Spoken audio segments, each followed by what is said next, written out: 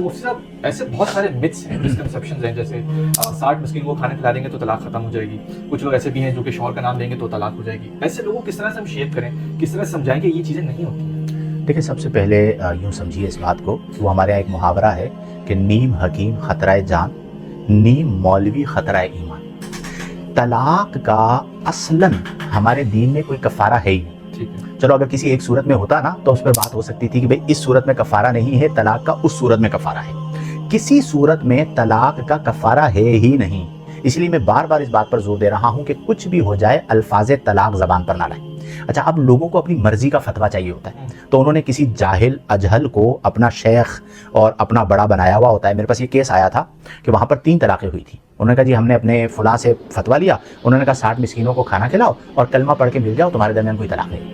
اب پوری زندگی انہوں نے اس طرح بدکاری پر مشتمل گزاری ہو.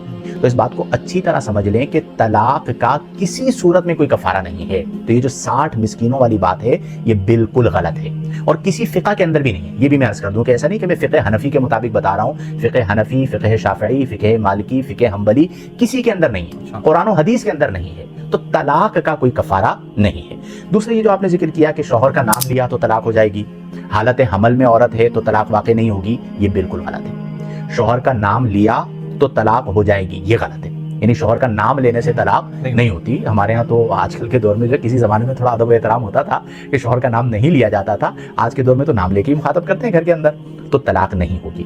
یہ بھی ایک عوام میں ہے کہ حالت حمل میں یعنی عورت پریگننٹ ہو تو طلاق نہیں ہوتی، یہ بالکل غلط ہے. حالت حمل میں بھی طلاق ہو جاتی ہے. اچھا. اور اس حالت میں اگرچہ طلاق دینے کی ممانعت ہے لیکن طلاق دی تو طلاق ہو جائے گی. اور اس کی دلیل کیا ہے کہ قرآن میں اللہ نے فرمایا کہ وَأُولَاتُ الْأَحْمَالِ أَن يَضَعْنَ حَمْلَهُنَّ، کہ حمل والیوں کی عدت یہ ہے کہ وہ اپنے حمل کو جن دیں. ٹھیک ہے. یعنی جب وہ بچہ جن دیں گی، بچے کی ولادت ہو جائے گی تو ان کی عدت ختم ہو جائے گی.